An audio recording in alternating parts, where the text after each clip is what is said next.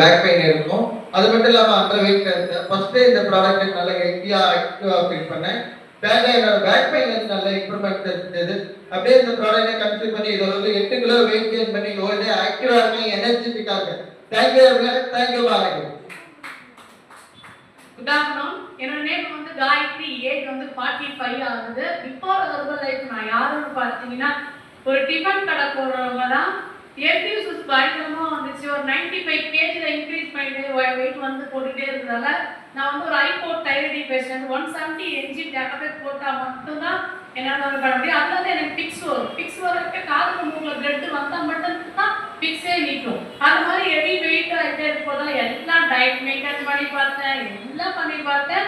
என்னால் வெயிட் லாஸே பண்ண முடியல. என் ஃப்ரெண்டு மூலமா நியூட்ரிஷன் சென்டர் போகக்கூடிய ஆப்பர்ச்சுனிட்டி எனக்கு கிடைச்சது. நான் 7 வருஷம் ரொம்ப கஷ்டப்படுவேன். ஏன்னா ஒரு நாளைக்கு 30 டேப்லெட் போடுவேன் நான். அதனால தூக்கலாத ரொம்ப அவஸ்தைப்படுவேன். இந்த 10 ஷேக் ஆப்ரேஷன்லாம் எடுக்கும் பார்த்தீங்கன்னா நான் நல்லா ஆக்டிவாக ஃபீல் பண்ணேன்.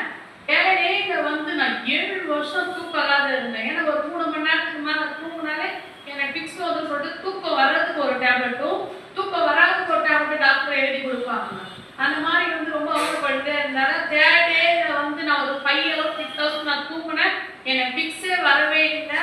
இந்த ப்ராடக்டை ஸ்டார்ட் பண்ணி ஒரு 3 மந்த்ல வந்து ஒரு 22 கிலோ வெயிட் லாஸ் பண்ணி ஒரு 6 மந்த் 7 மந்த்ல இப்போ வந்து 40 கேஜி நான் வெயிட் லாஸ் பண்ணி